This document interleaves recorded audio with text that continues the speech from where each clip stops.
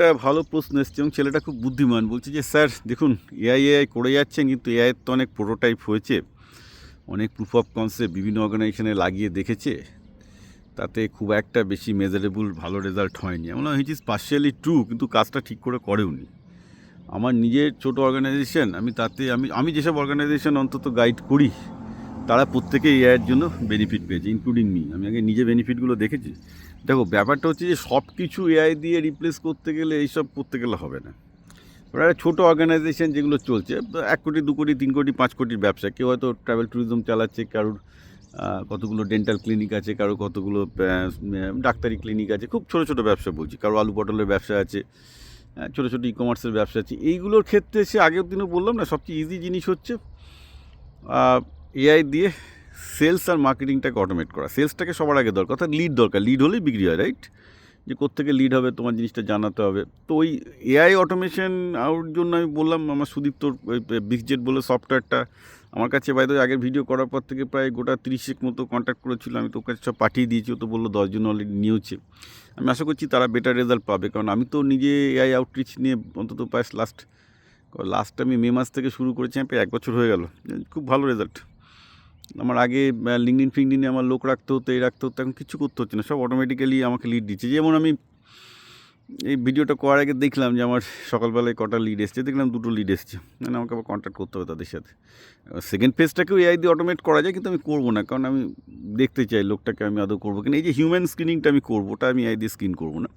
কিন্তু এই যে ছোটোখাটো কাজগুলো, যে ঠিক আছে মানে আমার জন্য কাস্টমার এনে দেওয়া, এটা এআই দিয়ে হয়, তো এটা তো হচ্ছে, আমি পরিষ্কার দেখতে পাচ্ছি। তো ওটা ডেফিনেটলি মেজারেবল আউটকাম। আমি কত টাকা খরচ করি, আমি ধরুন এই মুহূর্তে আমার লিড জেনারেশনের জন্য আগে আমার খরচ ছিল মাসে, ইন্ডিয়ান টাকায় বলছি, 30-40 হাজার টাকা।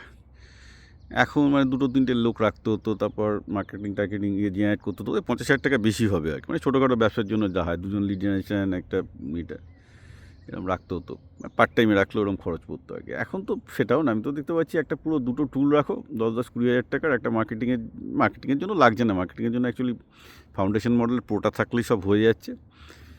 আর আউটরিচের জন্য আরও $150 পার মান্থ আমি ধরে নিচ্ছি, খুব বেশি হলে 15,000 টাকা। ইটস মোর দ্যান এনাফ ছোটোখাটো বিজনেসের জন্য। 15,000 টাকা কিছুই না, মানে বেসিক্যালি যে বিজনেসের, যে কোনো বিজনেসে যদি মানে অন্তত বছরে মানে মাসের রেভিনিউ 0.5 কোটি 1 কোটি 2 কোটির কাছাকাছি হয়, তো 15-20 হাজার টাকা এআই খরচ কিছুই না। তো মেজারেবল আউটকাম আবার কী জিনিস? 15,000 টাকা যদি 6 মাস করে যদি B2Bর ক্ষেত্রে 2খানা বা 3খানা লিড পায়, তাহলেই তো চলে আসে, যেখানে প্রায় সপ্তাহে ওরা প্রায় 5-10-12টা বেশি লিড দেয়। Okay, so it's a very definitely, যদি কেউ মানে এআই দিয়ে মেজারেবল যদি আউটকামে যেতে চায়, যেখানে তারা বলতে চায় যে সত্যি যে এআই পেছনে যে ইনভেস্টমেন্টটা করছে তাদের বেনিফিট আসবে কিনা, আমি বলবো আগে এআই আউটরিচ করো, এআই সেলস করো, এআই বট দিয়ে সেলস করো। তুমি হাতে নাতে দেখতে পাবে যে এআই কী করতে পারছে। বাকিগুলো তো আছেই, যে ডকুমেন্টেশন মার্কেটিং বানানো, ওগুলো তো ছোটোখাটো বিজনেস। বড় বিজনেস হলে আমি অন্য কথা বলবো। বড় বিজনেস হলেও আমি বলবো যে ফার্স্ট হচ্ছে যে সেলস অটোমেশন, মার্কেটিং অটোমেশন, এগুলো হচ্ছে ইজি করা অনেকটা রিলেটিভলি, কিন্তু লোকও রাখতে হবে।